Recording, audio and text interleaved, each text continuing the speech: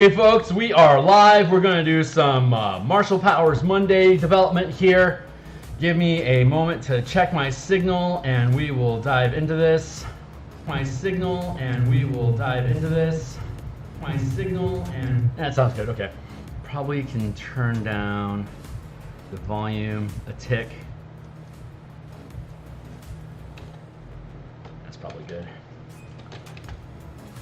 All right, give me a hot moment here while I load all the things. Like if you check in the description down below, there is a link to the various books I've developed on DMsGuild already that are spell point or color mana related. You can read them all cover to cover, 100% preview, because that's how I roll. When I was growing up, I would go to the bookstore in the mall and read D&D books cover to cover, and when it was time for me to get my yard mowing money from the neighborhood, then I could go back and buy the book that I liked the most. I think of all the books that I read in first edition, I think my two favorites was the Wilderness Encounter Guide, or the Wilderness Survival Guide, and Oriental Adventures, and that was before second edition when Planescape and Spelljamming and Dark Sun came out, which were all just masterful books. Let's jump to previous, and it looks like, okay, cool. So I got all my stuff pumped in. There's also, for reference, here, let me clear my plate here real quick. There we go. All right, cool. So we're in it. We're in the grind.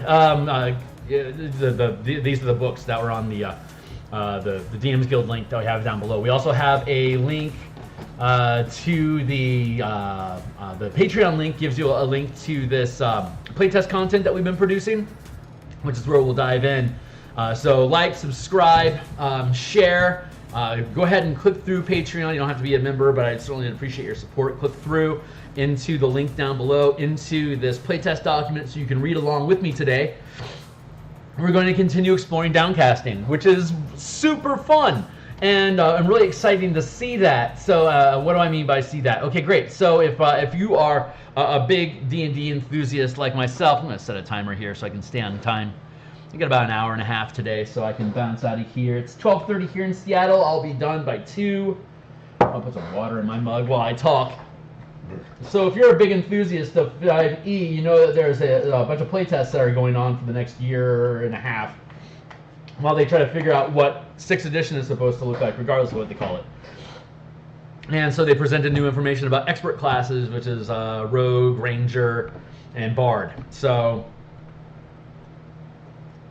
I'm really excited about this playtest because we're looking at the Ranger, and you can see that they have decided to introduce spellcasting in the Ranger at level 1. And if you've been playing along with Martial Powers with us for the past 6 months, you know that we've been advocating for half-casters, or hybrids as I call them, to gain spellcasting at level 1. And of course in the color mana system that we use, or the universal spell point system that we use, as well as demonstrated here with Martial Powers, each spell point or point of key or point of mana or superiority die, however it is that you want to, whatever you want to call them. Like for barbarians we call it fury. So it's just language tags to help inform narrative.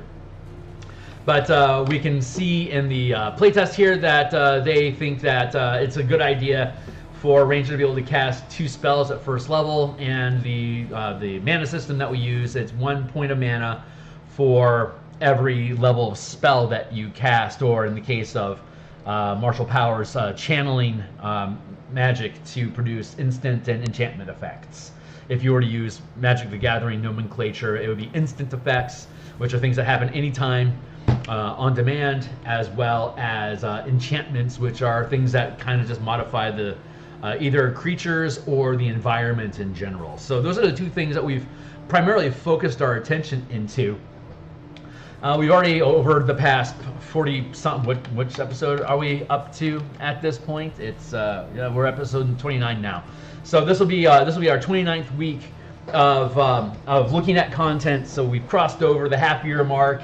We'll probably have a full document cleaned up by the end of the year, at which point we'll be able to pull it, drop it into edits. It'll probably be back from edits and ready for page layout and illustrations, I'm guessing in February. We're currently 17th level at my home table, where our Ranger, our Arcane Trickster, and our Druid, while wild shaped, is able to use martial powers as well.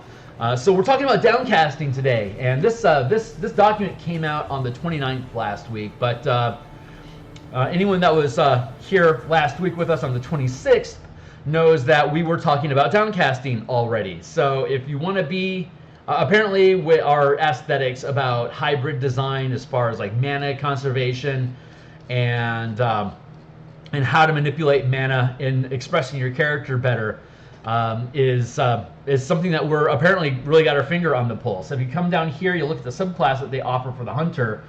They've converted multi-attack into Downcasting Conjure Barrage, which is normally a 3rd level spell, which they get access to at 9th level. And you can see here as a subclass feature at 10th level, they gain access to that as an automatic spell.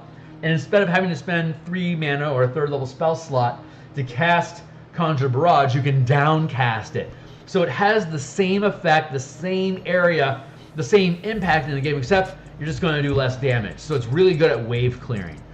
So instead of like using our system, instead of spending 3 mana to do 3d8 damage to everything like within a 15-foot burst, you could downcast it so it's only going to do, in this instance, d8 damage to all the creatures within the area instead of 3d8, and only have to spend a 1st level spell slot or 1 mana to do so.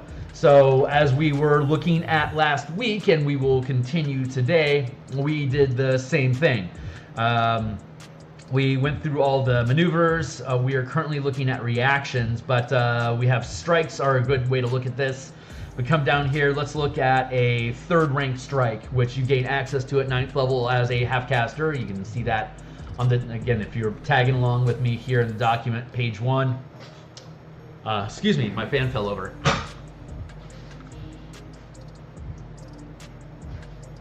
All right, we are back. Be welcome to shout out and say hey to me anytime. Like, subscribe, catch me on Twitter, ask me anything. I love the conversation. But let's see. Let's see. Okay, great. So we know at this has the same, all the classes: Ranger, Monk, Fighter, Barbarian, Monk. They all work on the same power acquisition structure of a hybrid caster, or the half caster, the martial hybrid classes, Paladin, Artificer, etc. That you gain 1st rank power at 1st level, 2nd rank power at 5th level, 9th level is 3rd, and that's when all your superiority dice switch from a d6 to a d8. And then at 13th level, you gain 4th rank power. And there are no 5th rank powers, but you can channel up to 5 mana. And of course, in our system, you have stacking concentration. So if you have 3 effects that are all 1st rank or 1st level, however you want to word it, and they each require concentration, the way that D&D is currently calibrated is you would only be able, even though you're a 20th level character, if you have a 1st level power that you're using, too bad, you're done with your concentration. So for the past few years, we've been at my home table and in the core mechanics books that we've had here down the link below. You can look at stacking concentration, which is basically up to your max level. Like say a Ranger at 9th level has up to 3rd level spells or 3rd rank powers. That would be 3 ranks that they could channel. 1, 2, 3 1st rank powers eats up your spell economy of 3 levels. 1 3rd level spell, 3 1st level spell, 1 1st, 1 2nd level spell, etc. So once you get to 5th level, you could have up to 5 1st rank effects, or there are no 5th rank effects in the martial power system to accommodate Eldritch Knights and Arcane Tricksters, capping at 4th. This allows you to take it up to 5, and so you can have 5 1st rank powers if you want to. And we obviously have plenty of powers to go around. We're somewhere around like 165 of them. Some of them are concentration, some of them are reactions, some of them are exploits, which are instant effects that when you roll a 20-sided die, or when you move, or like when you do something, it's like a reaction. When you do something, you can use this power and it'll cost you mana to do it. So like exploits, which we went over last week when we first started exploring downcasting. You can see, like, for example, third rank here, which you gain at 9th level, same as that Conjure Barrage trick that they came up with. Saving Grace, when you make a saving throw, you can roll 1 power die per mana channeled, adding the highest roll to your result. So at 3rd rank, this is how the thought process behind this goes. It's a feature with effects that are proper for the tier of play that you're in. It's not appropriate for a 1st level ranger to have a barrage effect that's going to do multiple dice of damage to all creatures within X area of effect. Because they're a martial hybrid class, they aren't a full caster, it's not burning hands, it's a larger area of effect, so it wouldn't be appropriate for them gaining at 1st level. By 9th level, it's appropriate. So you have this burst effect that you can use according to Conjure Barrage, and it allows you to affect the same area and hit the same amount of targets in that area with the same range, but you can choose to lessen the amount of mana that you spend to deal less damage. Like if you're just sweeping goblins, for instance, at 9th level, it doesn't make sense for you to blow your 3rd level spell slot to completely cook out goblins when it may only take a D8 to do it. So there's no reason for you to hype up the amount of mana that you spend. This is a good argument for minion mechanics from 4E, which 1D&D has a high likelihood of bringing back. Honestly, it's something that people have always liked. It's one of the few things that 4E doesn't get crapped on, and since Jeremy Crawford's main experience is coming from 4E, he's, from a corporate perspective, he's going to want to be able to score victories with as many of those old mechanics coming forward in the 1D&D 6E as he can. So I think we can probably expect to see minions, which is why this downcasting mechanic is so useful. Be able to clear a wave of creatures with only 1 hit point within a 30-foot area of effect, or likewise, super efficient mana, especially if you were like Diablo style, just clearing waves, which is fun. Clearing waves is a lot of fun. You should get into it. So that's the basics behind the downcasting ideas. And so we are going to spend, we got about an hour and a half for us to be able to continue this downcasting revision that we've been playing into. So we went through the maneuvers, we went through the exploits last week when we first discussed downcasting before the playtest got released. I love that. Again, if you want to be on the cutting edge of what Wizard of the Coast is trying to do, tune into my channel. I'm probably going to talk about it a year or so in advance. So let's go ahead and then dig into reactions, and we'll see how far we can get today. So I'm just going to leave that in place for now. And basically all we need to do right now is look at, is anything in the language of any of these powers, does it still line up if we choose to cast for less? The way that we do. Hey, Hornetico, how you doing, man? Let me check up on here. Wasn't here last stream. What's downcasting? I just went over all that, but just to summarize real quick for you, downcasting was something that the playtest introduced for rangers at 11th level as a hunter. You automatically learn Conjure Barrage, and then you can choose at 10th level. It's a 3rd level spell. When you I skipped past it. When you gain this power, you can choose to downcast by, instead of spending 3rd level spell slots, you can instead spend a 1st level spell slot to deal less damage. So multi-attack, you now always have, here's the language, you now have Conjure Barrage prepared. It doesn't count against the number of spells you can prepare. You basically pick up Conjure Barrage, and then instead of casting at 3rd level, you can cast it at 1st or 2nd, and then reduce the amount of dice of damage that it deals based on the level of spell slot that you spend. That is a ranger idea that they've come up with a hunter. Instead of them dealing with multiple attacks per round, they're just having you spend 1 out of 40 mana to cast Conjure Barrage as a burst effect with your arrow as the triggering ability.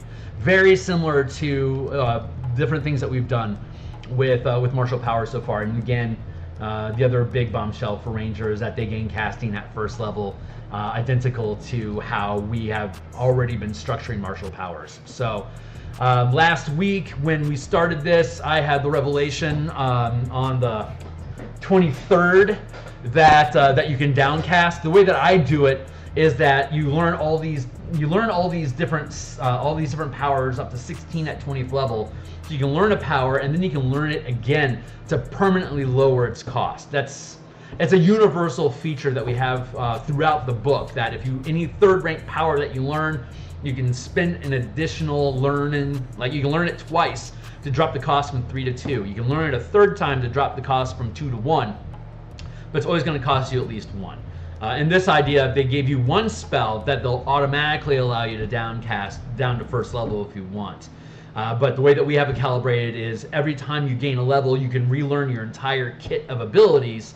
So if you want to kit out this level to be able to do a burst attack as 1 mana instead of 3 to affect everybody within, like, say, a 15-foot area, you can do that, but you're going to kit your character specifically to learn how to do that consistently. And martial powers are a lot more flexible, have a lot more action economy, liquidity to them, and are less have less parameters in spells. So we're making you pay for the downcast instead of getting the downcast for free, but only for 1 or 2 spells. So we're doing that swap out. So we're going to, as I said, continue exploring the idea. Obviously, all of these first rank reactions, you can't downcast them. There's no point in trying to do that. But the second rank and the third rank and the fourth rank, you can. You can take a 4th rank power, learn it 4 times to drop, say, Hexproof down to a 1 mana reaction, which would be as a reaction to when a creature you can see targets you with a spell or magical effect. That creature must choose a new target, otherwise the spell or magical effect is wasted. By the time you get this at 13th level, that is crazy useful. If downcasting that permanently down to first, going to, when an action, when a creature you can see targets you with a spell or magical effect, is that broken for 1 mana at 13th level when you'll have 26 mana as a ranger or 13 as a fighter? You could say yes, that's broken, but you still only get 1 reaction per round. So if you use your reaction to hexproof yourself on this attack, that leaves you completely exposed to, say, a dominate monster as the next action. So as everything in D&D is high risk, high reward. You have limited resources and limited action economy to make decisions against multiple threats that you're facing at a time. You should be, as a DM, building threats so that there are multiple points of risk at any given time to any given character in any given round. Solo bosses, if you go with a solo boss, they need to have a lot of action economy available for them with lots of legendary actions, lots of legendary reactions for them to be able to adapt and move liquidly with the team, depending on what the team's tactics are. So, and that's why you see so little content above 11th level, because the amount of variables that go into a character's options are so immense, and it's really difficult to design for that. Games become very inbred by 3rd and 4th tier in game, because most of what a DM is going to do against the characters, if you're running a 1 to 20 campaign, you're building this ongoing narrative at the table about what your characters do, what role those characters play on the team, and what the DM is doing to challenge that team dynamic. So when you, by the time you get to 3rd rank, there's so many variables in what your team could do, role your character could play in that game. It's difficult for a static document like an adventure to say, you'll be fine if you have this encounter with this CR with these tactics. That's viable. That could completely destroy one team that hasn't been dynamically molded to deal with that sort of a threat. Another team could completely just cakewalk it. It's the same problem that you have at low levels, except it just keeps magnifying as you gain levels because your resources continue to expand. But that's just game philosophy in general. So I guess take that for what it's worth. So let's go ahead and go back to the beginning. None of these can be downcast, but it's important for us to look at the language to make sure they still jive with the concept. So, controlled fall. As a reaction to falling, you can land on your feet and reduce the damage taken by 10 feet times your proficiency bonus, and you can ignore the prone condition. That's great. Like I said, there's no you can't downcast it, so there's no reason. But I'm vetting stuff for language, so we're just going through the process. How'd that happen? Whatever, dude. Deflection, as a reaction to when you or an adjacent ally are hit by an attack roll from a source you can see, the attack is re-rolled, taking the new result. This re-roll can't score a critical hit. That's pretty damn good value for a 1-mana reaction. Evasive footwork, as a reaction to when you are hit by an attack roll from a source you can see, you gain a +5 bonus to armor class that remains active until the beginning of your next turn, including against attacks against the triggering attack, potentially turning the hit into a miss. It's basically the shield spell without the magic missile defense. Feint, as a reaction to when you miss an attack roll, you can roll again, potentially turning the miss into a hit. Straightforward. Intercept, as a reaction to when an adjacent ally is hit, you can take the damage instead and gain resistance to the attack. So that is intercept versus deflection. So deflection is you force the enemy to reroll, and in intercept you take the damage and gain resistance against it instead. So you could take both deflection and intercept, and they're both useful because they do different things. You might be okay to take the damage that intercept is going to make you take, but if it's a crit, using intercept would probably be a better, intercept is okay if it's like low damage, you don't mind it, you're tanking it. Deflection would be a great idea if a crit comes in. You can force that reroll and it can't crit. So that's a good example of similar abilities that have really different results, that if you're going with a reaction specialist character that's really going to lean into performing different reactions, this lets you have a lot of variety in how it is that you're reacting. Lightfoot, as a reaction to when you roll an ability check for athletics, acrobatics, stealth, or climbing, but before you know if the check has succeeded, you can re-roll, keeping the better result. This is something I do with inspiration points all the time, just universally in my table. Meticulous effort, doesn't matter what the skill roll is. When you roll a die, if you don't like the result of that die, I let you spend an inspiration point, which is the same cost as mana here, basically 1 point for a reroll. And then you keep the better result, or you keep the new result. But this is lets you keep the better results because it costs you actual mana. The inspiration I use is you take the new result no matter what. This actually has better quality for you. Meticulous effort, as a reaction to when you fail an ability check, re-roll and take the better results. Yes, this meticulous effort as a ability when you fail an ability check. How is that different from Lightfoot? Let's take a quick look. As a reaction to when you roll an ability check, as a reaction to when you fail an ability check, before you succeed or fail meticulous effort. Meticulous effort should actually be second rank because it is far more flexible than Lightfoot. So let's go with meticulous effort. There. As a reaction to when you fail an ability check, re-roll and take the better result. That is available to you at 5th level. Do I need to leave it there, or is it so good that... See, this downcasting mechanic allows you to push up the cost of something because a player could choose to buy it twice, to take it twice to buy it back down. So we're going to leave it at 2nd right now and play with that for a bit and come back to it. But it is far more specialized than Lightfoot. Athletics, acrobatics, stealth, or climbing.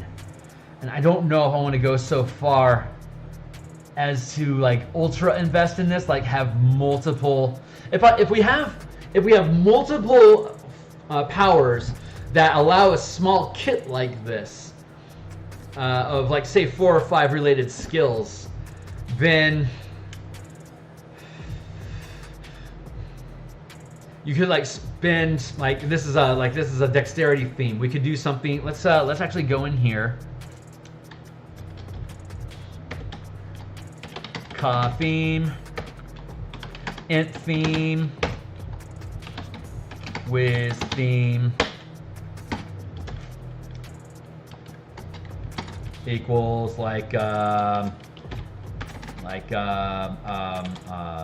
intimidate, persuade, deceive equals knowledge. What was that? Lore? It's history. That's it. History. Investigate. search. Let's see. Healing? I keep forgetting if healing is a proficiency or a skill or not. But like, what would that be? Insight.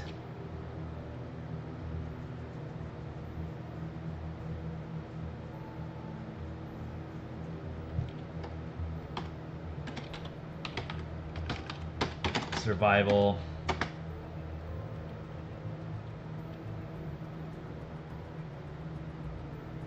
What's the other one I'm looking for?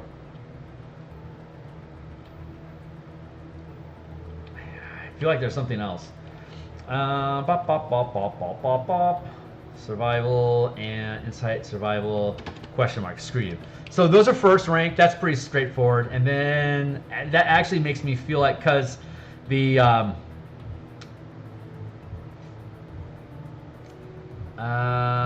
meticulous effort, it covers everything. So 2 for 1, it actually feels more like it should be 3 for 1. So we're gonna put it there for now. It's like if you buy this down 3 times, it's the same as having bought the 1, 2, 3, the 4 separate things. But you'd have to buy this down to first rank once. From 3, 2, 1, it'll cost you 3 to buy down for everything, as opposed to at first rank you'd have to buy 1, 2, 3, 4 for all of them. So I like how that balances. Like that's the kind of cost benefit that you get for purchasing a higher rank power more than once. That's the kind of ratio that I actually want. So that's a really good example of where we want to take this. And if I don't see any reason for us not to be able to keep downcasting, since on the 29th. They admitted, I mean, when they put it in a playtest document, they're like, this is something we think would work for the game. We want to know if you like it or not. Obviously, I already like it. I had it in the system before they even presented it. So it's obviously in my design aesthetics. Now that I see that Wizards agrees with me, it seems like it's something I'm going to be able to put in support, because they may actually stick with that idea throughout other works. So just like with Strix classing, I'm about a year or so ahead of the curve on cool game design effects. We'll see if Wizards can stick the landing as well. Sorry, I sound like a blowhard, but it's totally true. So it's only bragging if it's true. There you go. Otherwise, it's boasting. So, moving target. As a reaction to when a creature you can see moves while within reach of your melee attack, you can make an opportunity attack even if the target is using the disengage action. So that actually feels like a second rank target, a second rank power, because that's the kind of stuff that I would expect to see happening from 5th and higher level characters. But again, they can buy it down as a first rank power. It's just when can they do it, and then you choose how much you actually want to pay for it by how you invest your learning. Overbearing. As a reaction to when an enemy you can see within range of your weapon attack becomes prone, you can make an attack at advantage and add 1 power die to the roll. Let's see. And add 1 power die to the attack roll. There you go. And at first rank, your power die again is a d6. So there you go. Parry. As a reaction to when you take damage from a melee weapon attack, you can see. As a reaction to when you take damage, not your allies, but when you take damage from a melee weapon attack, you can reduce the damage taken by 1 power die per mana channel. So it starts at first rank. By the time you are 17th level, you can channel up to 5 mana at a time using a d10. So if you get hit with an attack, if it's important to you, you can parry and dump 5 mana to throw 5 d10 at the damage dealt to try to neutralize as much of it as you can. Riposte. As a reaction to when an enemy you can see within range of your melee attack misses an attack roll against you, you can make an attack adding 1 power die to the attack roll.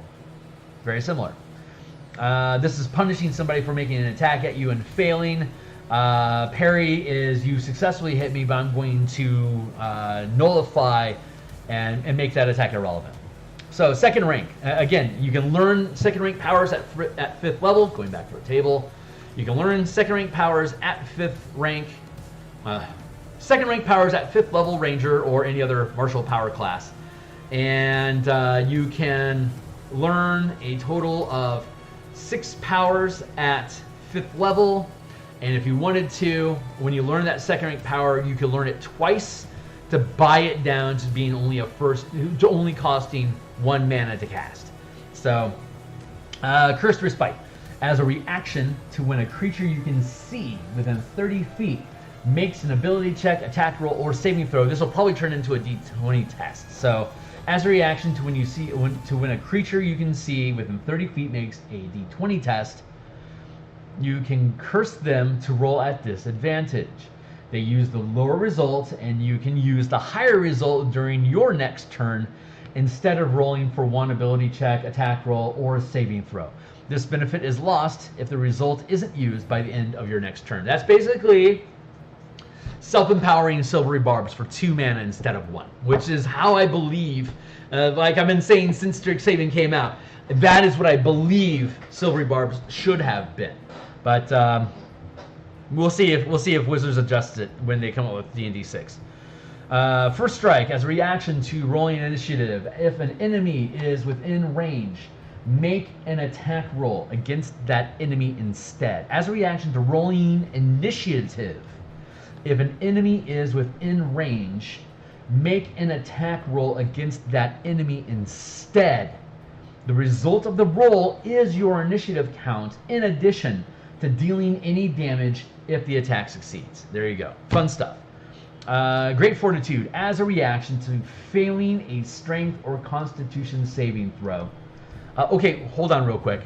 So you gain this at 5th level, right? Let's go look at the rogue real quick. The new 5e rogue playtesting document. Subclass feature at 14, which I believe is Assassinate. So let's go to D&D Beyond. D&D.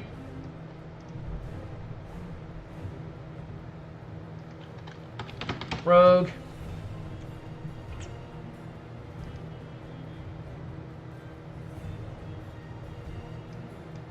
Here's why Downcasting is cool. Let's go to the Assassin. Let's look at Assassinate. Starting at 3rd level, you are at your deadliest when you get the drop on your enemies. You have advantage on attack rolls against any creature that hasn't taken a turn in combat yet. So if you use this power and you have Assassin, your Assassin is going to automatically get the drop and gain advantage on attacks. That's fantastic. Death Strike is 17th level. Starting at 17th level, you become a master of instant death. When you attack and you hit a creature that is surprised, it must make a Constitution saving throw. Fail save, double the damage of your attack against the creature. That's going to, at 17th level, but the play test, subclass feature at 10, subclass feature at 14, subclass feature at 6, and subclass feature at 3rd. So this Assassinate thing would become 14th level if they go through with this idea, which means that you'd be able to do, well, assuming that you still get your sneak attack when you have advantage, that's going to be 96 plus your weapon damage, and then it's automatically going to be doubled as though you automatically get a crit, right? So that tells us that we shouldn't be granting First Strike as a second rank power accessible at 5th level, because then you can stack it with Death Strike. So we want to make that 3rd rank so that you don't gain access to it until 9th level. That feels more appropriate. And you can still buy it down to being only 1 rank, which would be incredibly efficient for your rogue character, but they have to be 9th level first to get it. So it can't, it won't, like a ranger, for instance. If you have a ranger rogue combination, you would have to buy into 9 levels as a ranger to get access to it, because the rogue has a specific subclass that we have built to use martial powers. So you can either opt into using the subclasses that we present here, or you can multi-class with like Ranger or Fighter or whatever to gain access to martial powers if you want to stick with the Assassin subclass specifically, and doing so cuts you out of a lot of the powers that you would gain. So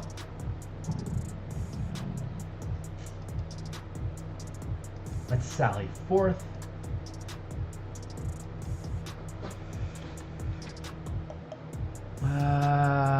Let's see, that was F. Cursed.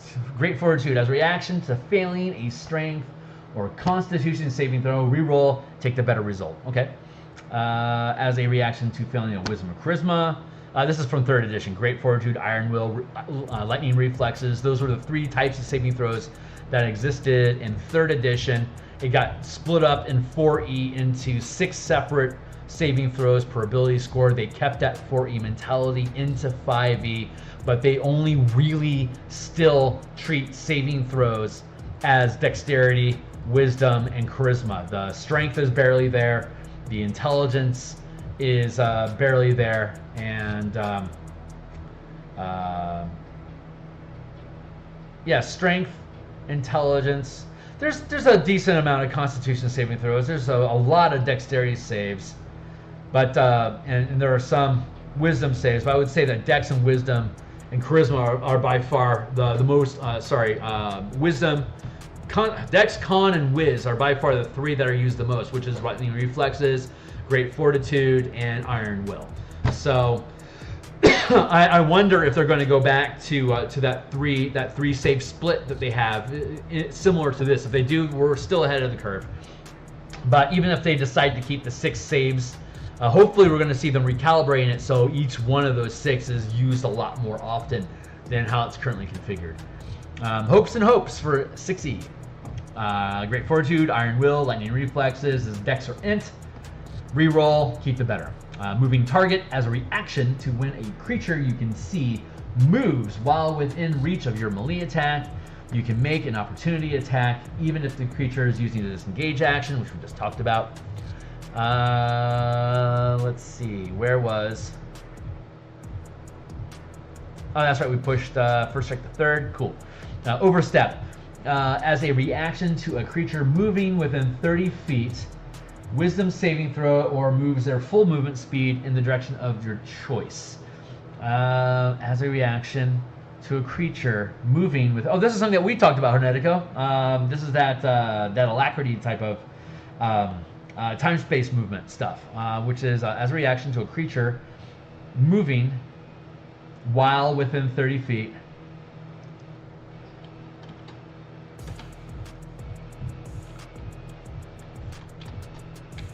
While within 30 feet of you.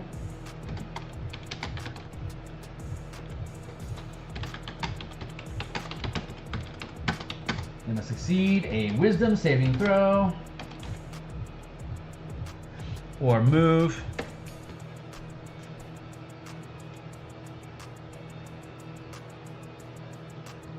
move their full movement speed in the direction of your choice. If successful, they must succeed while within.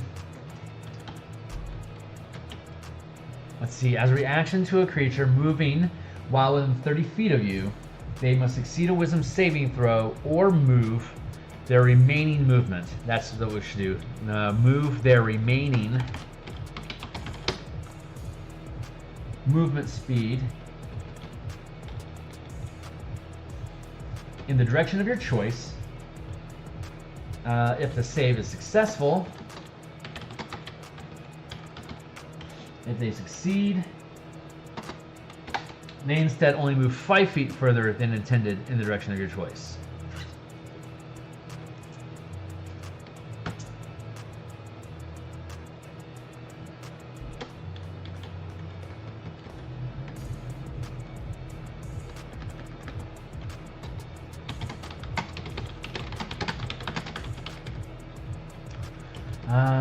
Moving, must proceed a wisdom saving throw or move the remaining movement, remaining distance, move distance, probably something like that. This is why we hire editors to help us clean up language. Telekinetic barrier. As a reaction to a source you can see targeting you with an attack, you create a telekinetic barrier, granting you full cover against the attack, causing the attack to automatically miss unless it ignores cover. There you go.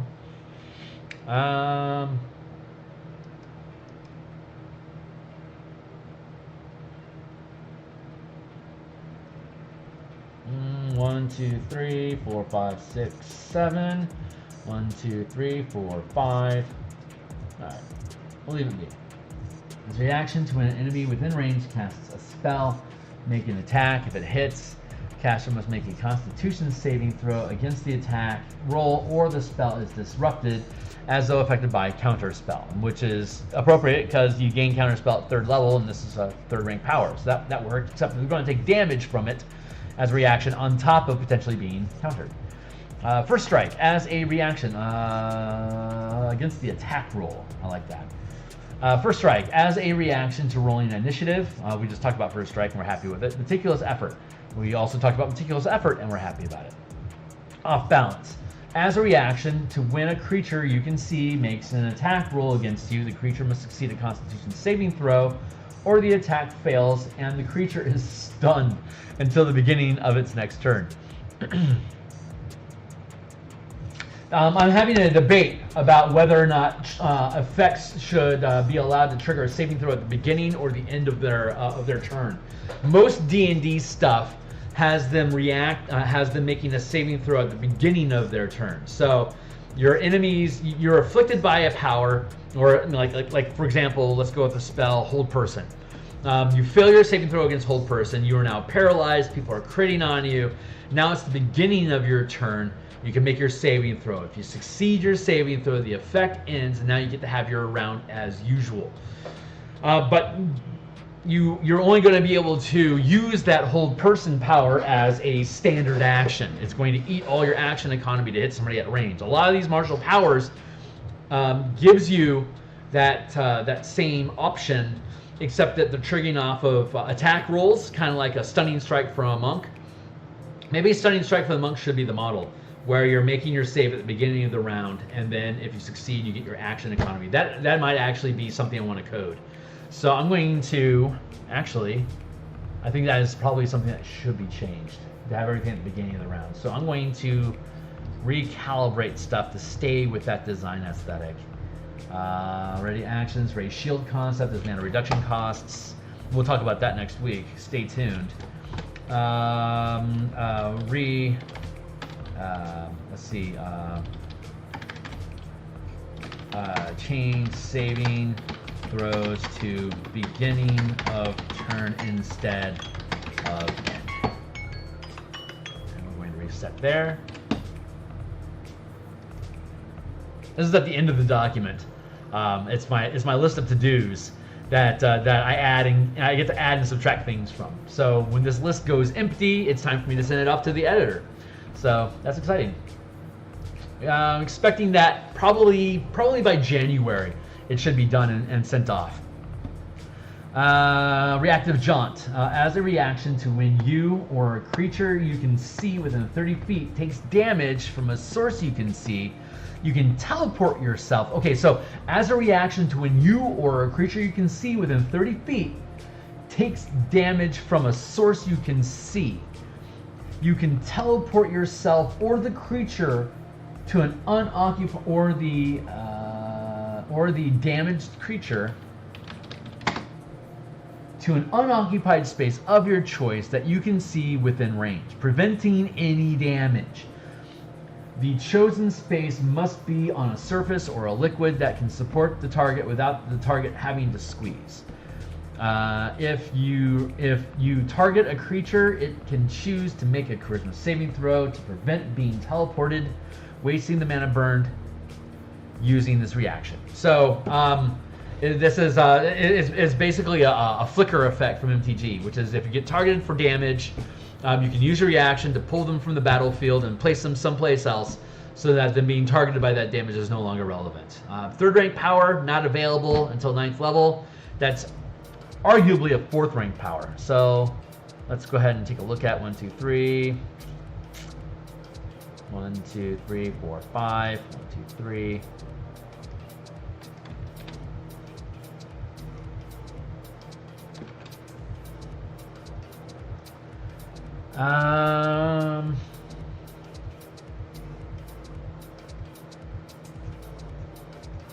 You know what? No, I think I'm okay with that being third.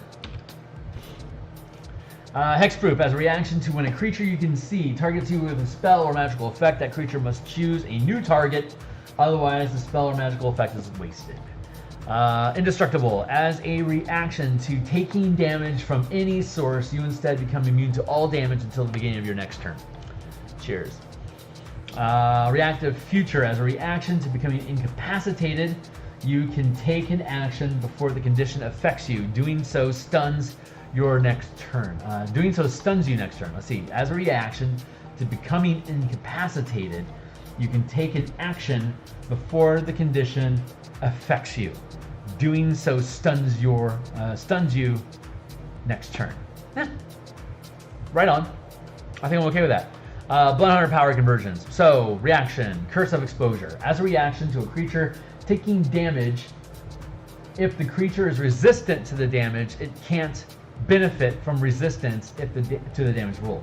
Alternatively, if it's immune to the damage, it is instead only resistant. So, if you want to hit a red dragon with a fireball, you can use Curse of Exposure and expose it to fire damage as a reaction to it being hit by a fire attack. As a reaction to when a creature within 3 feet drops as a reaction, if a creature is resistant to the damage, right. Curse of Fallen Puppet. As a reaction to when a creature within 30 feet drops to 0 hit points, you can command the creature to move up to half its speed and make a melee attack against a creature you can see, adding 1 power die to the attack roll.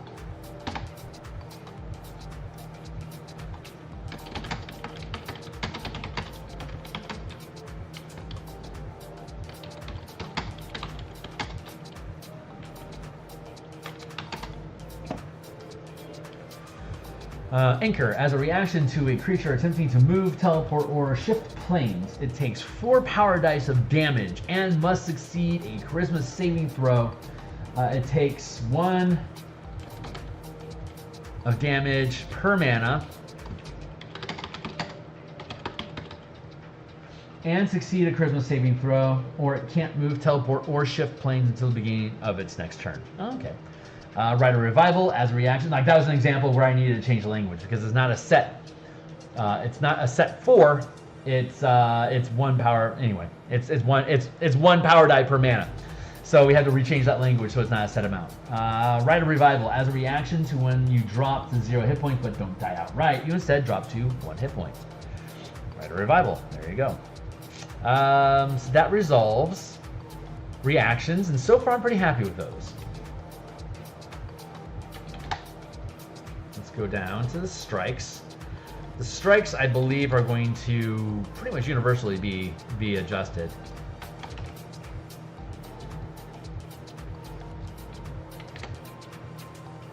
Let's get into it. Let's see. Crow Strike. Your weapon can deal acid or necrotic damage and add 1 power die.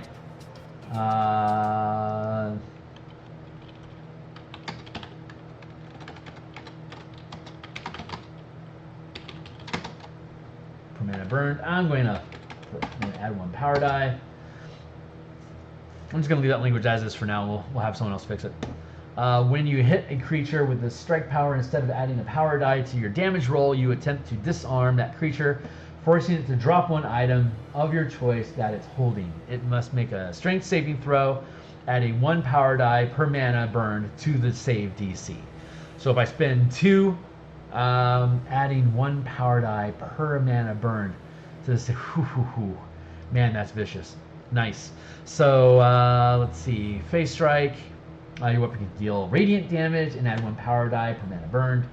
The creature glows with faint light, negating the benefit of invisibility or concealment, and attacks against the creature are made with advantage while the power remains in effect. The creature can attempt to end this effect at the end of each turn. You know what? That is a really good see invisibility, so we're going to push that to second.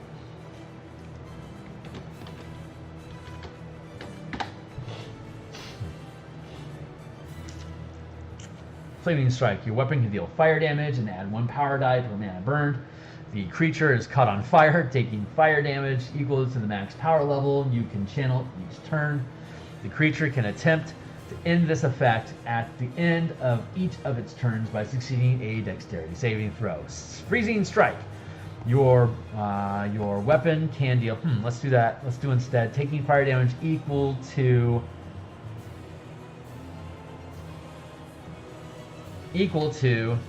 your proficiency bonus each turn. That's better.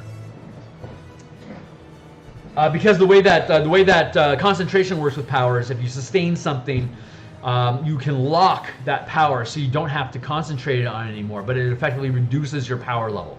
So if you were 9th level and you can normally channel 3rd rank powers, and you decide to channel a 1st rank power that can be sustained, and instead of maintaining concentration on it, you decide to lock it, then you no longer have to concentrate on it, but since it's a 1st rank power, it reduces your effective power rank by 1, so you would at most be able to channel 2nd rank power. So that creates an unusual debate about, hey, if I'm using this Flaming Strike power and I reduce my max spell level because I've locked some powers, how much damage am I going to do with Flaming Strike? To me, the answer is your actual channeling max limit.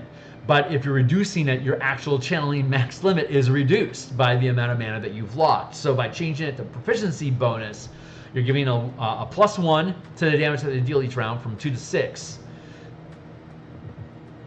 And you don't have to worry about figuring out how am I supposed to noodle that caveat. That caveat is resolved by just having to trigger off the proficiency bonus instead of off of whatever your max channeling level is. So sidestepping the issue and giving them a boost in the effect.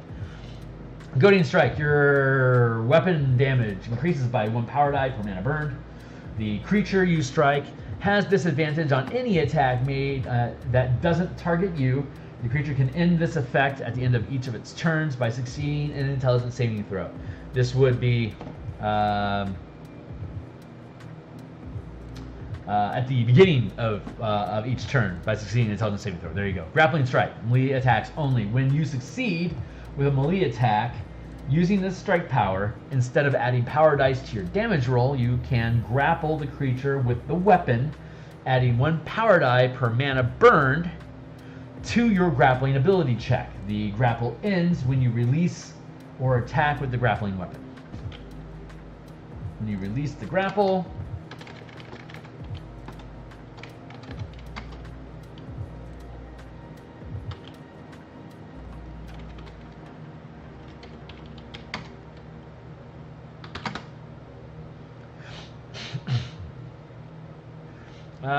Life-Stealing Strike. Your weapon damage increases by 1 power die per mana burned. In addition, you gain a number of temporary hit points equal to the result of the power dice rolled. Any temporary hit points that remain when you start a short or long rest are lost. There you go. So like if you rolled if you rolled 1 power die and you rolled a 10, like say you're 17th level and you spend 1 power die and you roll a d10 and you get a 10, and then you use life stealing again and you spend 2 power dice, and the result of both of those power dice is 8, like a 2 and a 6. You keep the 10 because of the way that temporary hit points work. So those 2 extra mana, they dealt additional damage, but they don't actually increase the amount of temporary hit points that you have, because temporary hit points are overlap instead of stack. Poisoning Strike. You deal your weapon can deal poison damage and add 1 power die per mana burned. In addition, the creature is poisoned. The creature can attempt to end this effect, which will be at the beginning of each of its turns, by succeeding a Constitution saving throw. Sonic Strike. Your weapon can deal force or psychic damage and add 1 power die per mana burned. It doesn't have any additional kicker effects because force and psychic damage are really difficult to be resistant to. So high value, higher cost. Blinding Strike. Your weapon can deal radiant damage and and add 1 power die per mana burned. In addition, the creature is blinded. The creature can attempt to end the effect at the beginning of each of its turns by succeeding a Constitution saving throw. Shocking Strike. Your weapon can deal lightning damage and add 1 power die per mana burned. The creature can't take reactions until the end of its next turn. Super useful. Thundering Strike. Your weapon can deal thunder damage. Shocking Strike is just a modified Shocking Grasp, except that it's just channeled through a weapon strike. Pretty straightforward. Thundering Strike. Your weapon can deal thunder damage and add 1 power die per mana burned. The creature is pushed up to 10 feet away in a direction of your choice for each point of mana burned. Tripping Strike. When you use this strike power, you instead of adding a power die to the damage roll, you attempt to knock the target down. Knock the target prone.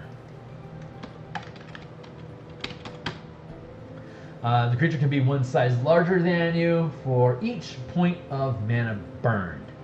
Channeling this power, it must make a strength saving throw or be knocked prone. You can add 1 power die per mana burned to the DC. The creature can be one size larger than you for each point of mana burned, which means you can trip Tarask for 3 mana because it's large, gargantuan, large, huge, gargantuan.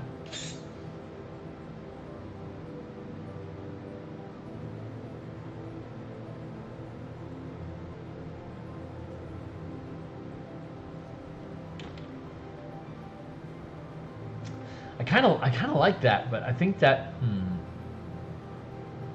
the creature can be one size larger than you for each point of mana burned. It's a first rank power.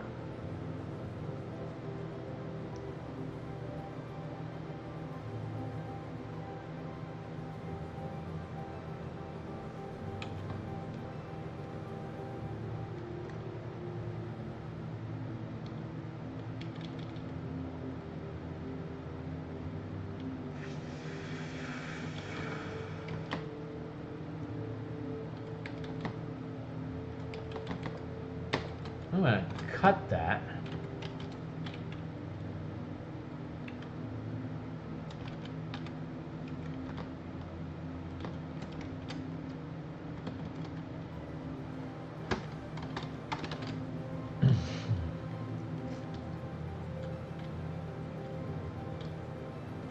Let's see. The creature could be one size larger than you.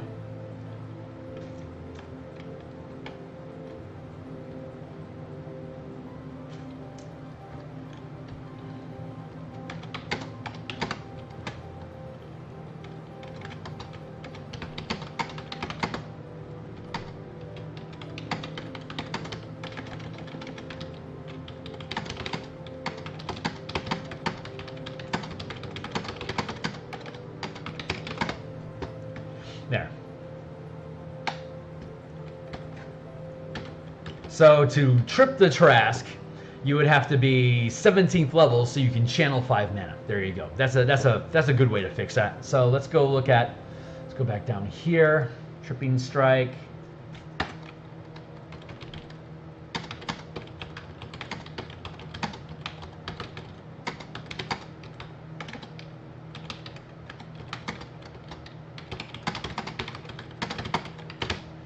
The rest. There are a few other instances where size matters, and the amount of mana spent it deals with the size of creature that you can knock prone, or grapple, or hold, or bubble, or whatever. There's multiple things that we could do. So this is going to allow us to have more uniform language, and it rewards you for being medium instead of small, which is obviously a mechanic that can play into different classes depending on how you play it. So that's good. That's smart. We have to come back and fix that. Ensnaring Strike, second rank stuff. Your damage increases by 1 power die per mana burn, and you're automatically spending 2 unless you downcast it, and it would be 1. The creature is restrained until it succeeds a strength saving throw at the beginning of each of its turns. Face Strike, your weapon can deal radiant damage and adds 1 power die. We just talked about that. We're happy with it. Incapacitating Strike, your damage increases by 1 power die per mana burn.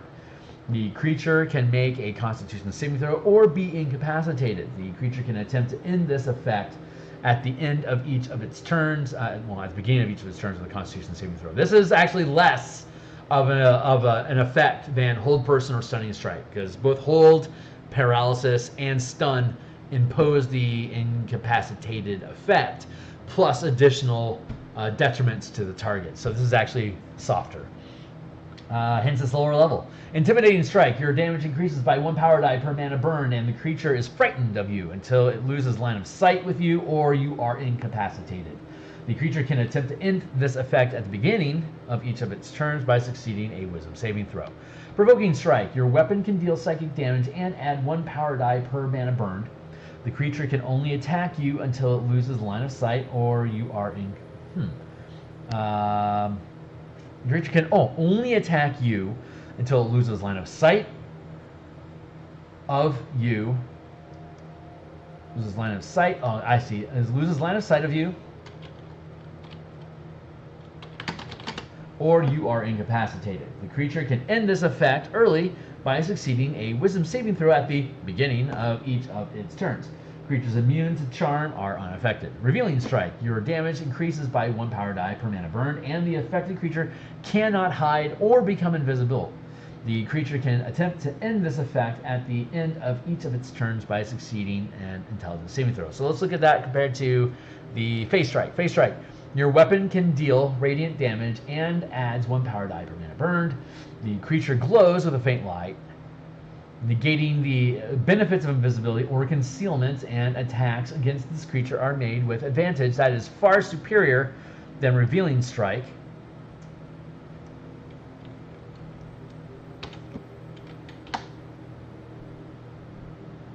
So I'm going to drop revealing strike to first rank.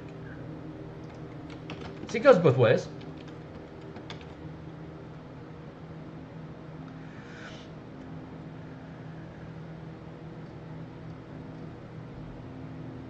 Bursting strike. Your damage increases by 1 power die per mana burned. All creatures within 10 feet of the creature hit other than you also take damage equal to the result of the power dice damage and can make a dexterity saving throw for half damage. Delusional strike. Your damage increases by, and that's third rank, which you can buy down, which would make a lot of sense for you to buy down, but it's going to cost you extra to do it because it is a 10-foot radius. All creatures within 10 feet of the creature hit. So if like it's Tarask, 50 by 70 foot area is going to be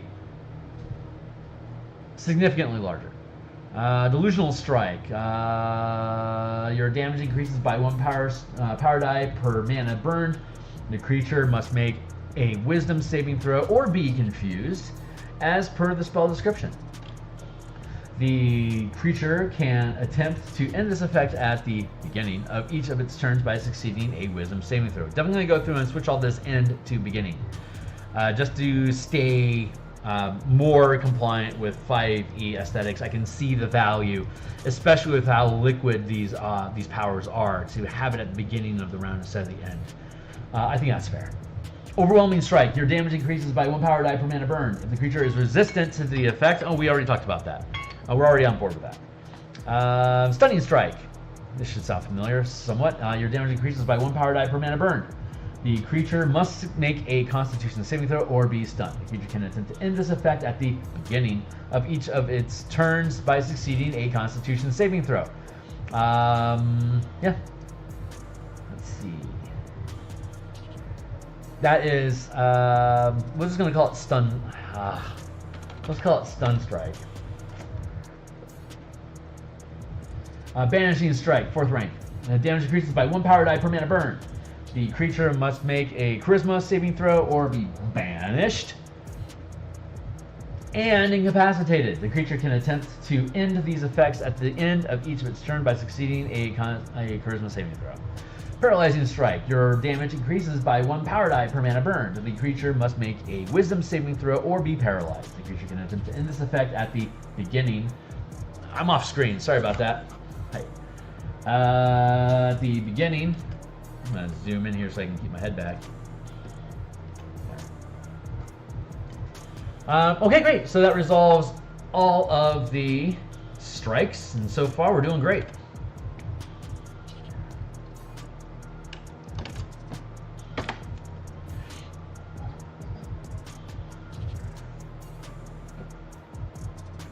You are aware of locations. You are aware of the location of any creature on the same plane of existence as you.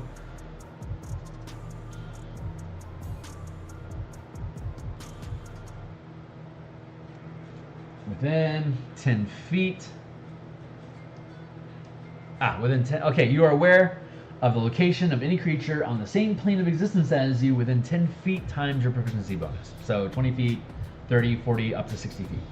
If you lock this ability, which means that you are no longer maintaining concentration on it, but you've effectively reduced your the max rank of power you can channel by 1 equals you are aware of the location of all objects within range as well, including walls, floors, and ceilings of structures in range, though you can't identify things like color or written text on these objects using blind sense alone. Crouching stance. When you channel this power, you gain the following benefits. You can crawl and stand from prone without requiring additional movement. Attack rolls made against you while prone by creatures within 5 feet don't have advantage. And attack rolls you make while prone don't have disadvantage. And if you lock this ability, you gain advantage on dexterity stealth checks while prone. Power armor. You gain armor class is 11 plus dexterity modifier plus max rank. Let's see. Let's change that to 13.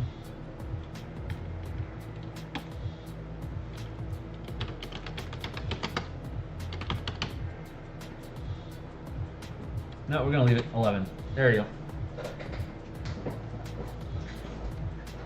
And if you lock it, you can create a defensive field of power that can be used as a shield that you're proficient with, gaining an additional +2 to your armor class. The shield doesn't need to be held to use it and doesn't stack with any shields you are holding. And then you have Power Shield, which is while using a shield, the bonus of your armor class gained from the shield is equal to your proficiency bonus. So it starts at 2 and it grows to 6.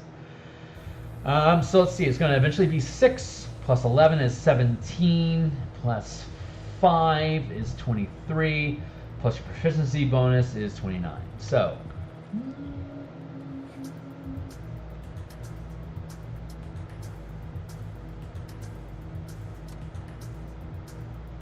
I'll go with that.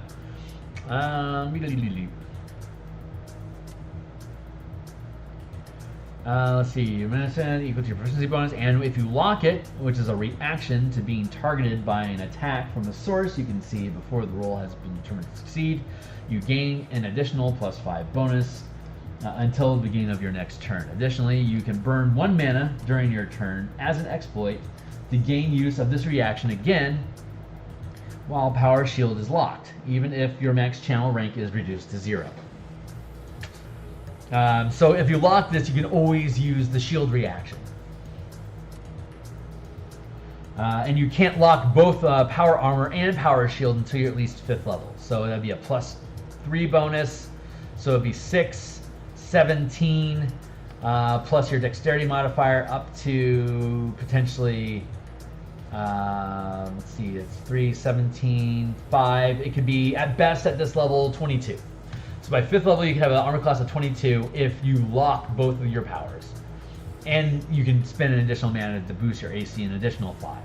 That's cool. It doesn't break the curve. Quick assessment, you can add your proficiency modifier when making an ability check that can use perception or insight skill. If you are already proficient with these skills, you instead add the modifier twice as though you have expertise. Let's see. You can use this perception and insight skill. You can, if you're already proficient with this skill, you said add the. You can add your proficiency bonus. Said add the bonus twice.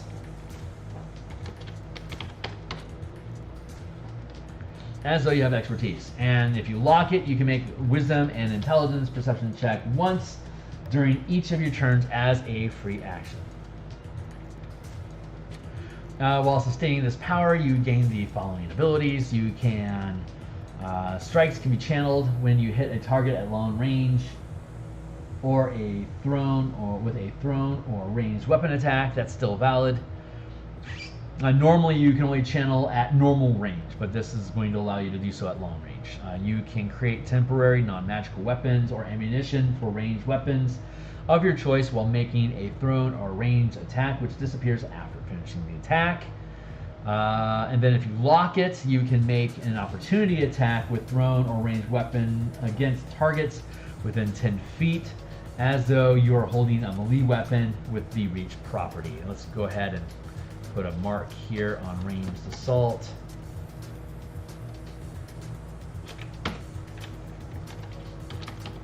Ranged assault, sustained 1 equals double check ranged targeting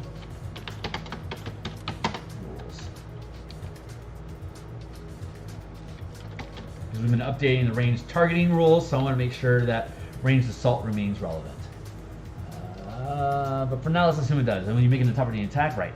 Relentless. While sustaining this power, add 1 power die to all strength, and Constitution checks.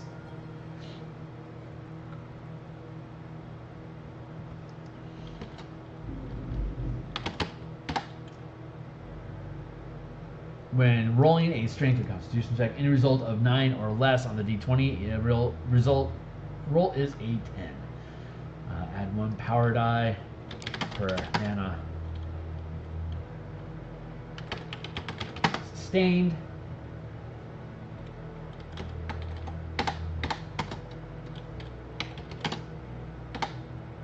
There you go. Rogue stance. You can use a bonus action to dash, disengage, or hide. And when you lock this, you can take the dash or disengage action. You also gain the benefit of the dodge action.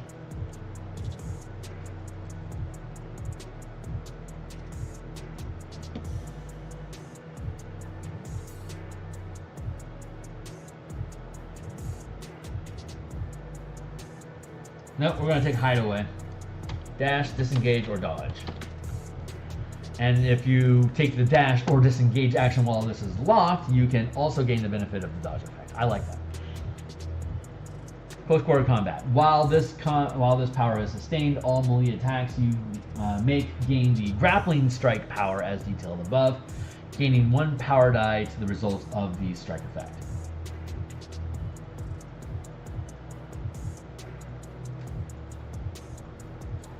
And unlock, grapple as though you are 1 size larger, and roll with advantage. That's fantastic. Cloud Strider. While this power is sustained, you can fly using your walking speed. If the power is disrupted, you gain the benefit of a Featherfall spell. And if you lock it, your fly speed increases by 10 feet times your proficiency modifier, and you gain hover. Sustained lifelink. This is while this power is sustained, all melee attacks you gain the life link strike power as detailed above, gaining 1 power die as a result of the strike effect. And if you lock, the amount of temporary hit points you gain from lifelink is equal to the maximum result of the die roll, regardless of the result. Yeah, I'm actually getting the maximum result. That's awesome. Trap Springer. While this power is sustained, intelligence, investigation, and wisdom perception checks automatically reveal any traps that can be triggered within 20 feet of the space you occupy that you can see, including a general description of the trap. If you lock this ability, you gain advantage on intelligence and investigation or dexterity checks using tools you're proficient with to disarm the trap while maintaining Trap Springer. Advantage. Nice. Vigilant. While this power is sustained, any creature that begins its turn or enters your melee reach during this turn takes 1 power die of damage for each mana sustaining vigilance.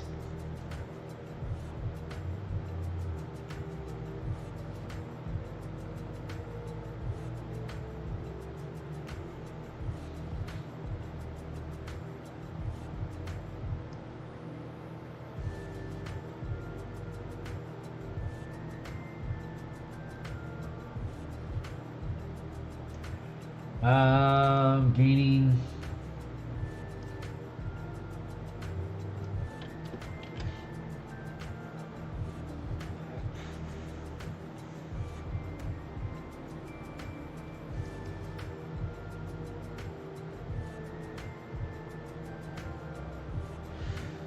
Yes, this is very specifically not gaining 1 power die per mana, specifically gaining 1 power die, period. Because sustained lifelink is... do I have a problem with that, though?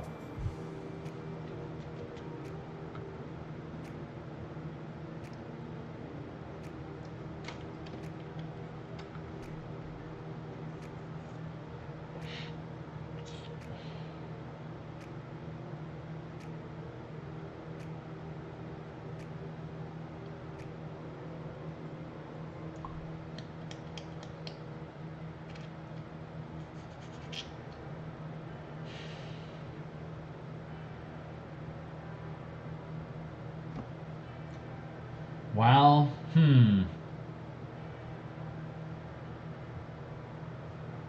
yeah, I think I'm gonna have to let that one go. Because there's no way for us to...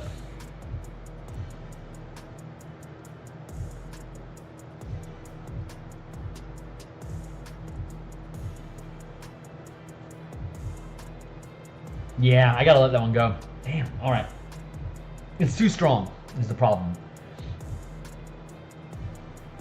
In comparison to other stuff that's available, it is too strong. So let's go find that guy and strip it out. Voila.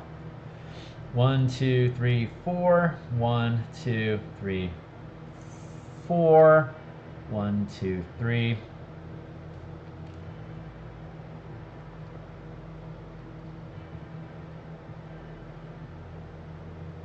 One, 2, 3, 4, 5. 1, 2, 3, 4, 5, 6, 7.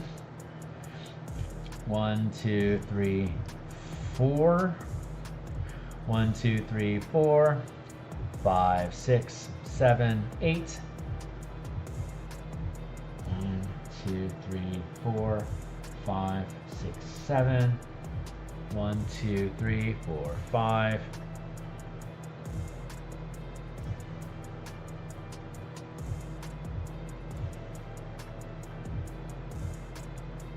Five, 6, 7, 7, 8, 9, 10. 1, 2, 3, 4, 5, 6, 7, 8. That takes that to well more than 7 or 10. Yeah, okay, that works out. Cool.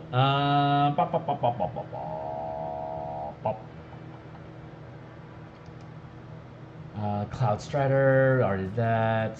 Vigilance, we just did that.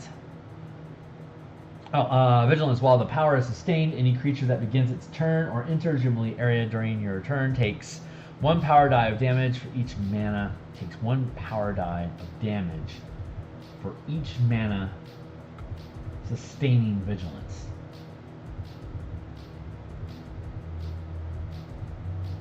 No, I'm good with that. That's like it's like a mild version of Guardian of Guardian Spirits.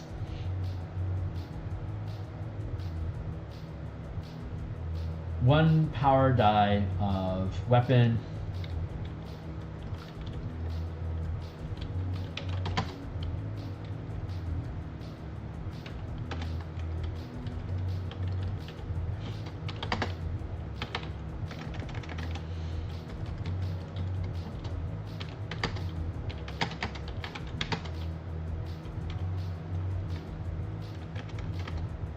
Really like that. One weapon or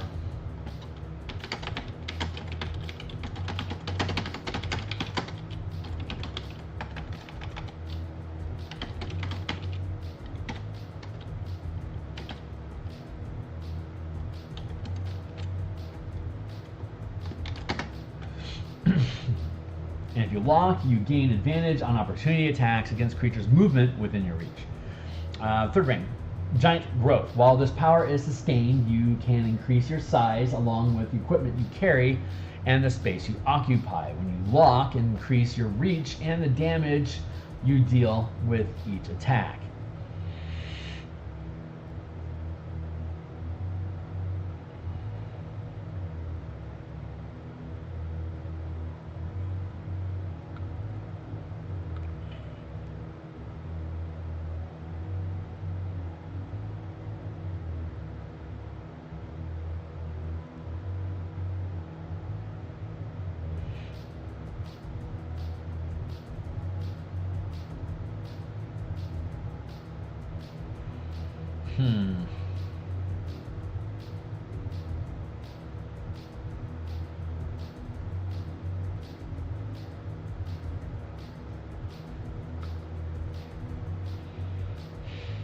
Do I need to change that?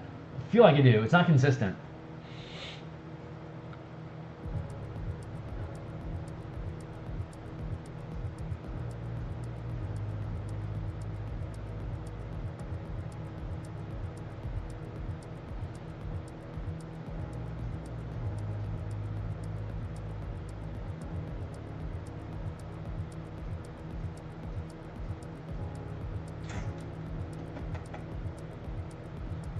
I'm gonna leave it B for now.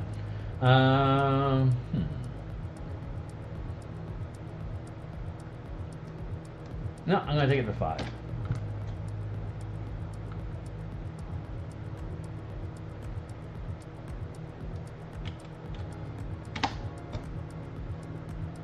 First blockade. While sustaining this power, a successful opportunity attack reduces the hit creature's movement to 0 until the beginning of the next turn.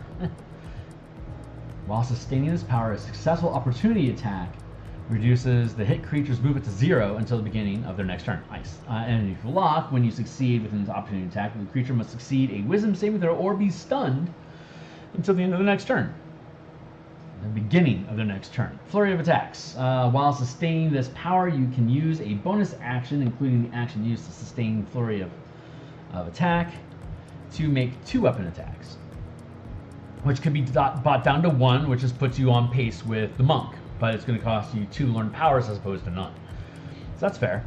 Haste. While sustaining this power, your movement speed doubles. You gain +2 bonus to your armor class, gain advantage with dexterity saving throws from sources you can see, and you can use your bonus action to make a weapon attack or a dash, disengage, or dodge action.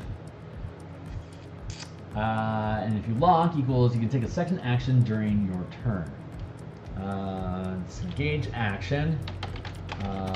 When the power ends, you are stunned until the beginning of your next turn.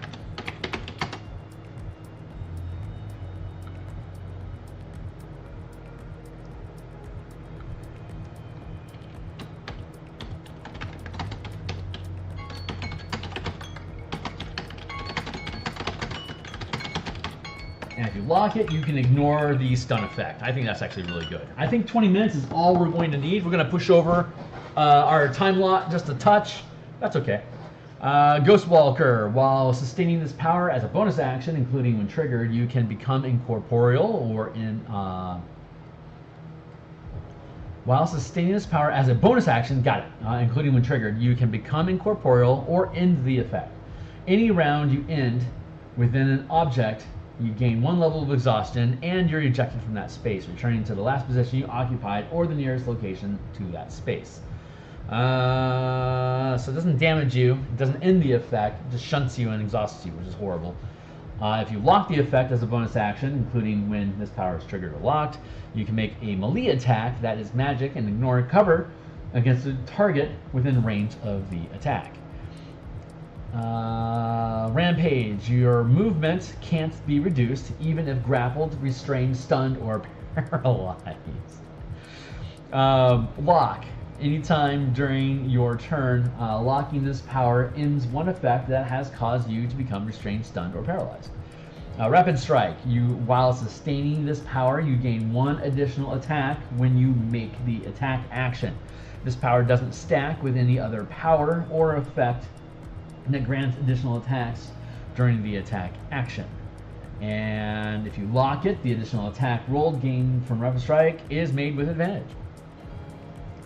4. Ultra Reality. While sustaining this power, when a creature you can see within 30 feet makes an attack or an ability check, you can burn 1 mana to force them to re-roll and take the worst result. If you lock, you can burn up to 4 mana, forcing 1 re-roll for each mana spent, taking the worst result.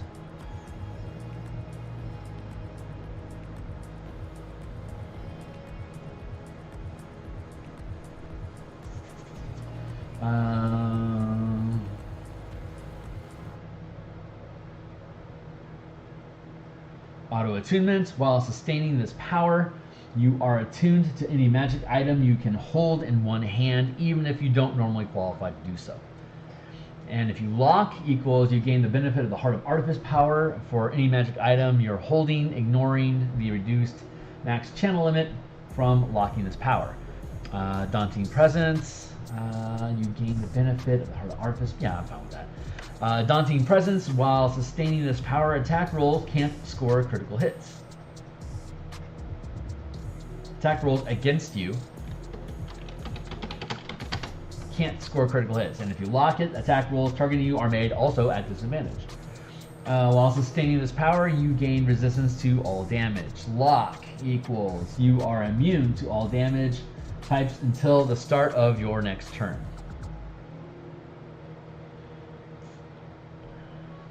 Master of Fate. When you trigger this power, roll 3 d20 fate dice. When you later roll a d20 while this power is sustained, you can choose to replace the result with any one of these fate dice. Each fate die can be used once. Unused fate dice are lost when the power is dismissed. Lock equals you can reroll any number of fate dice once each, keeping the higher result. And then the Blood Hunter power conversions are for first rank power. Aquatic Adaptation. When sustaining this power, you can breathe underwater and gain swim speed equal to your movement speed. And if it's locked, there's no penalty to attack rolls while underwater, and you can double your swim speed. Charismatic is a power feature which is gain advantage on charisma checks, and if you lock it, instead of advantage, you roll 1 power die. Dexterity or add a power die. Dire Impact is while sustaining this power, add your proficiency bonus to your weapon attack rolls. Your weapon damage rolls, thank you. And if you lock it, instead of adding your proficiency modifier, instead increase the damage by +1 power die. It says you can't reduce this less than 1. And locking it cuts off 1 rank of power. It's kind of a wash, but it's automatically implemented. So it's actually really efficient if you have higher than the first rank powers. It's actually really efficient to lock Dire Impact, so you always get that +1 power die. There's similar to this as the Ranger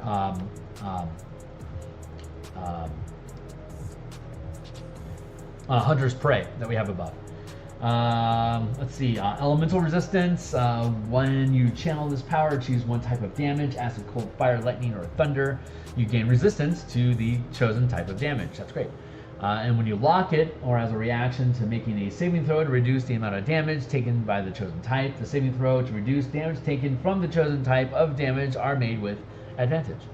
If you are intelligent, then while sustaining this power, you gain advantage on intelligence checks, and instead, if you lock it, you can add a power die. Lycanthropy, which is while sustaining this power, you can shift form into a lycanthrope creature, gaining the following benefits. Ooh, where'd you go? Heightened Senses, which is gain an advantage on wisdom, perception, and investigation checks. Feral Might, which is gain advantage on strength checks. And Thick Hide, which is gain +1 bonus to your armor class. And then if you lock it, you gain unarmed attack that deal 1 power die, plus your strength and dexterity mod, slashing or piercing damage.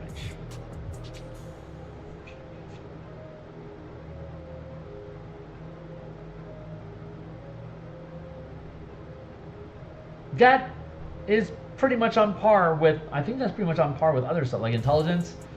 You gain advantage on intelligence checks, period, as opposed to, yeah. Dexterous. Yeah, that jives. Reliable power. While sustaining this power, when you roll a 1 or a 2 on any power dice, you can re-roll and take the new result.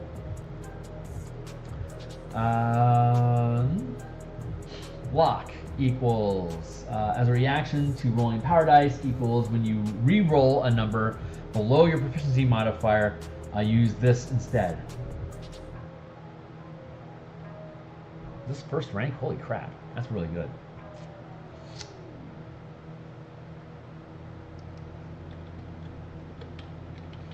So it should be when you re-roll a 1 on any power die, you can re-roll and take the new result. If you lock it, that first rank will be any time you roll a 1 or a 2.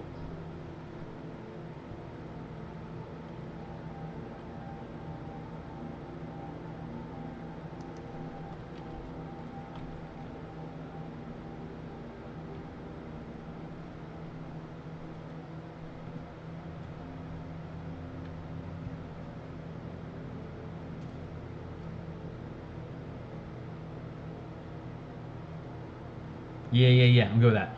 Right at dawn, when sustaining this power, you shed bright light in 20 feet. You can start or end this effect during your turn with no action. Additionally, you have resistance to necrotic damage, and when you lock it, you add 1 power die of radiant damage when you succeed with an attack.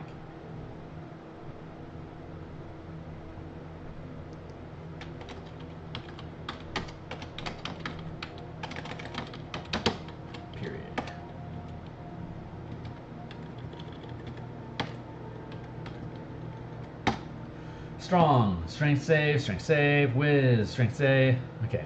Castigate. When you channel this power, choose a creature you can see. When you see this creature make a melee attack, it takes 1 power die of damage. When you channel this power, castigate.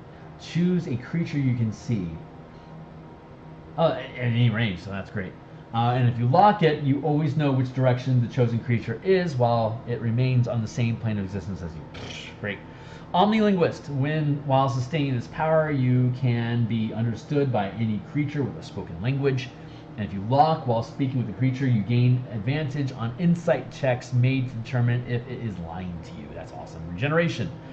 While sustaining this power, when you have less than half your maximum hit points but more than 0, you regain a number of hit points equal to half your proficiency modifier at the beginning of your turn, rounded down, until your hit point total is above half. If you lock it, you regain a number of hit points equal to your proficiency modifier instead of half. Strange metabolism. While sustaining this power, you are immune to poison damage and the poison condition. And if you lock it as a bonus action, including as part of the channeling this feature, you can make an unarmed strike that deals 1 power die of poison damage, and the creature must make a Constitution saving throw or be poisoned until it succeeds a Constitution saving throw at the end of each of its turns. Yeah, I'm good with that. Terrifying presence. While sustaining this power, when you score a critical hit, creature within 10 feet of the target that can see your attack become frightened until the end of its next turn, and the creature within 5 feet. While sustaining this terrifying presence, while sustaining this power, when you score a critical hit, creatures within 10 feet.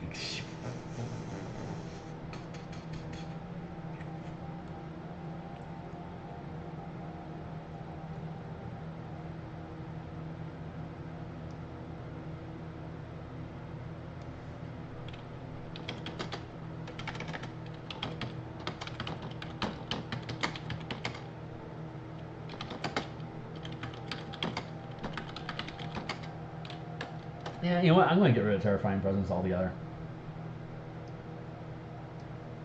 We already have Terrifying. We already have Terrorizing Strikes, so we don't actually need to have it sustained. I'm good with letting that one go.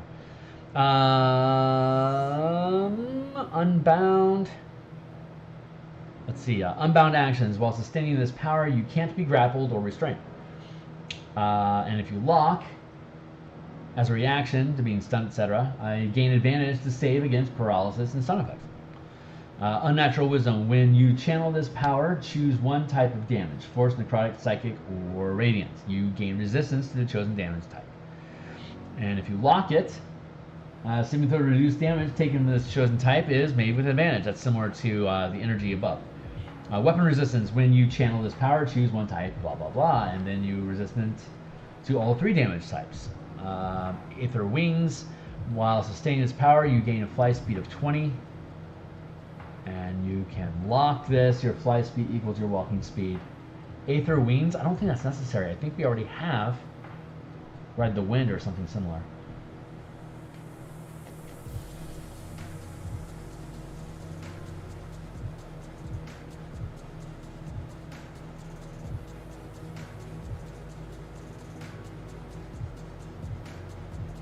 Was that a...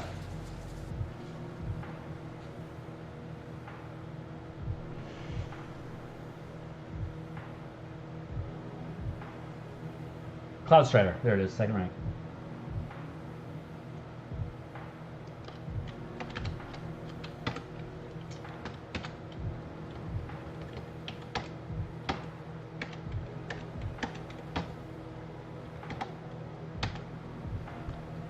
We already have Cloud Strider, so we probably do not need.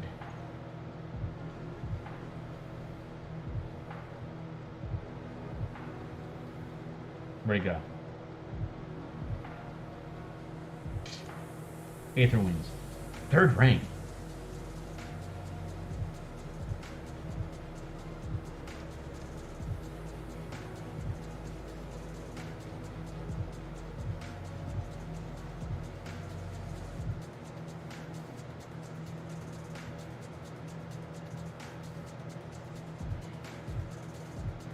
Fly speed. You can fly using your walking speed and feather fall, and then lock equals boost.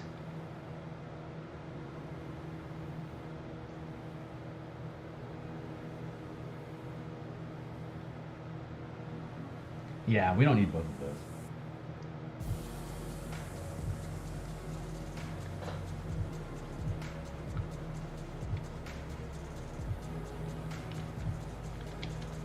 We can get rid of that.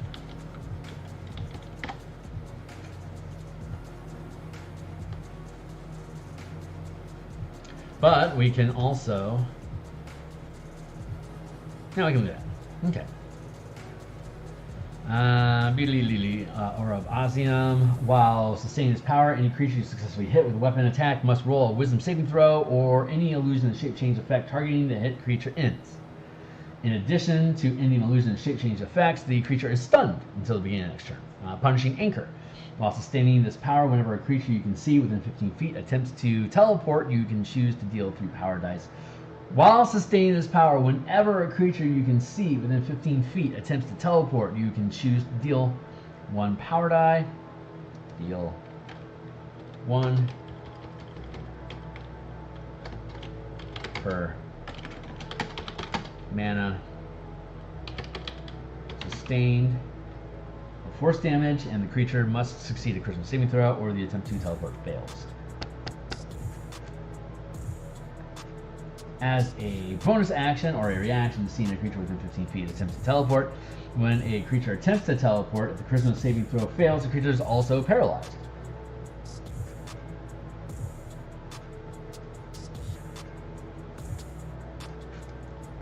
Anchor. That sounds a lot like Anchor effect that we're already using.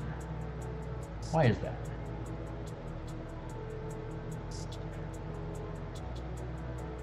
Oh, because it's a reaction. Let's go check out the reaction then real quick, just to make sure that we're jiving.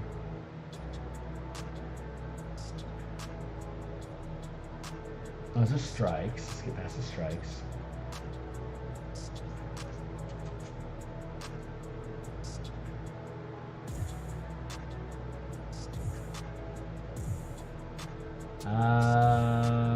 Counting TK barrier, ownership, moving target, lightning reflexes, cursed respite,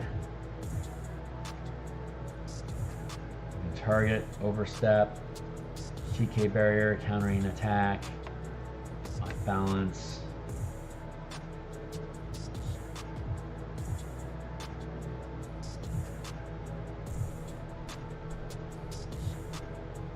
Oh, that's right. It was a strike. Hold on. Poisoning, psionic, revealing, shocking, thundering, tripping, ensnaring, spay, incapacitating, intimidating, provoking, bursting, delusional, overwhelming, stun, banishing.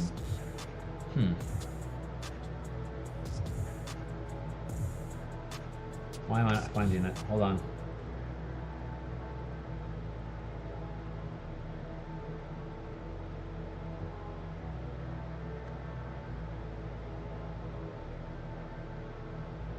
I know it's in here somewhere. Weird.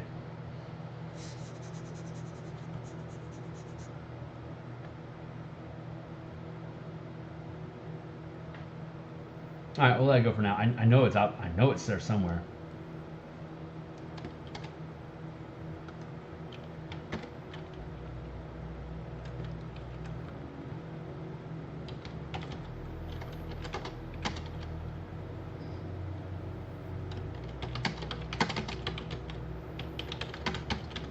Effect.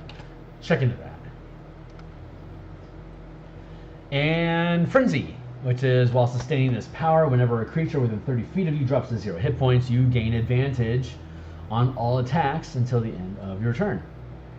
While sustaining this power, whenever a creature within 30 feet of you drops to 0 hit points, you gain advantage on all attacks till the end of your next turn. And if you lock it, in addition to gaining advantage, you make an extra attack as part of your attack action. Nice. Unrestrained actions. While sustaining this power, you're immune to paralysis and stun effects. And lock equals make saving throws against petrification with advantage. And then, okay, so that's all the powers.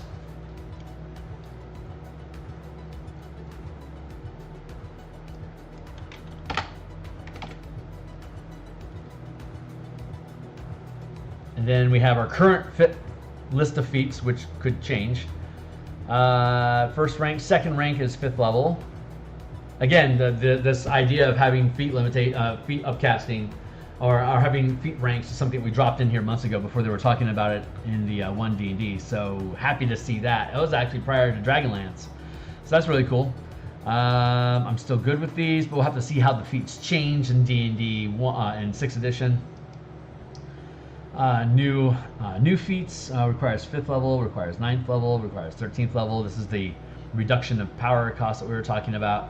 Cannibalized power, which is when you roll a power die, you can instead spend a hit die and use your hit die instead of your power die. So a barbarian at 1st rank has a D12 hit die. You can, using this feat, you can choose to spend your hit dice to gain D12s on your power dice instead of the D6, which is awesome, especially as you gain levels. But as you gain levels, it has diminishing returns. Then we got power gear, so that's all the powers. Looks like we're solid. I got that refurbished to do on changing the language to the front end of the round instead of the back end for the saves, and I need to verify that teleportation effect, which I really suspect is a duplicate. But yeah, otherwise that's good. So that's the sweep. I'm going to that is done. We're going to explore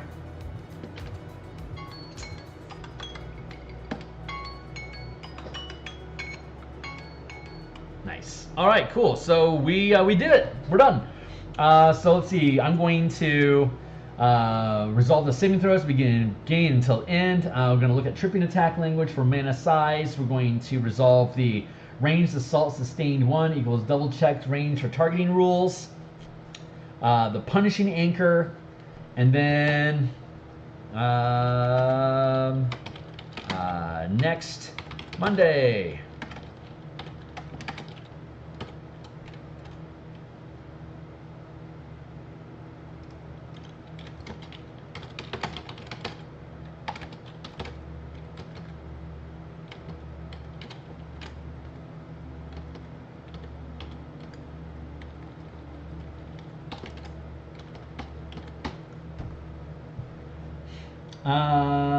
Coming up.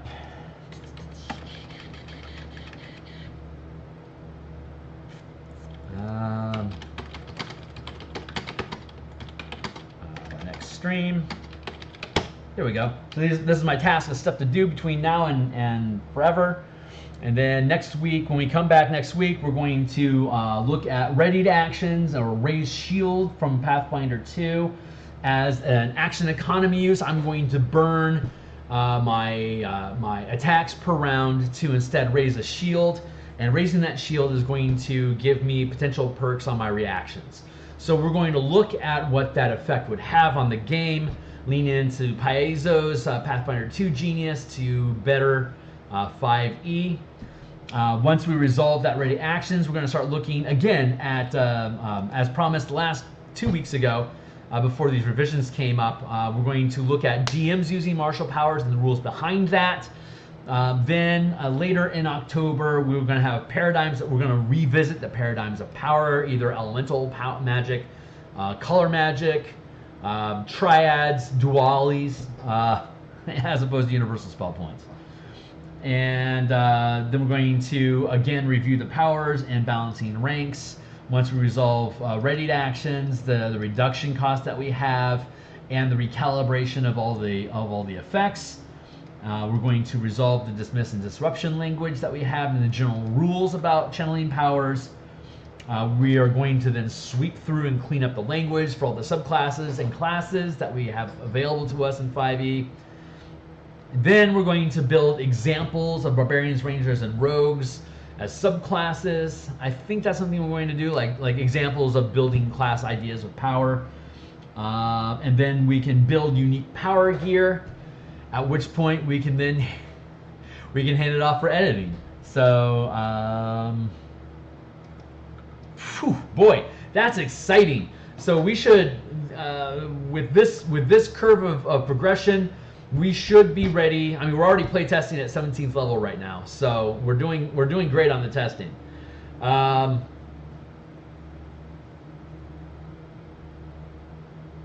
Yeah, I think we're gonna have this pushed off to edits probably by end of year, possibly early December. I don't want to guarantee it's gonna be that fast. It's only 2 months away, but boy, we're coming to the end pretty quick on this thing. I'm excited about that. So yeah, that's it for today. If you want to catch in with me later on today at 10 p.m. EST, I'm going to be streaming more Eberron book cover art for a couple hours. And then tomorrow, I'm not sure what I have going on for lunch tomorrow. Probably more artwork. But yeah, like, subscribe, check out my books in the DMs Guild. I have linked down below. Check out this document on your own. You're obviously very much welcome here. Who else is hanging out with anonymous user? Thanks for being involved. Thanks for checking it out. You're welcome to build a character at any level at this point, and ping me. Let me know if it's something you're liking or if you have any questions about anything. The language is still choppy. This is obviously not the final draft. This isn't what's going to be published. But once it is published on the DMs Guild, like all the other things I have linked in the DMs Guild below, it's 100% preview, cover to cover, so you'll always be able to read all of my work. You can reference it and build things out of it, run an entire 20-level campaign before you decide it's something that's worth buying. But by the time you reach 9th level, you'll probably decide that it's really good, and hopefully you'll purchase to help encourage more. But yeah, looking forward to seeing. We also have some of these random ideas that we can look at building out into something. But yeah, that's it for today, and I will catch you guys on the other side. Thanks a lot for playing.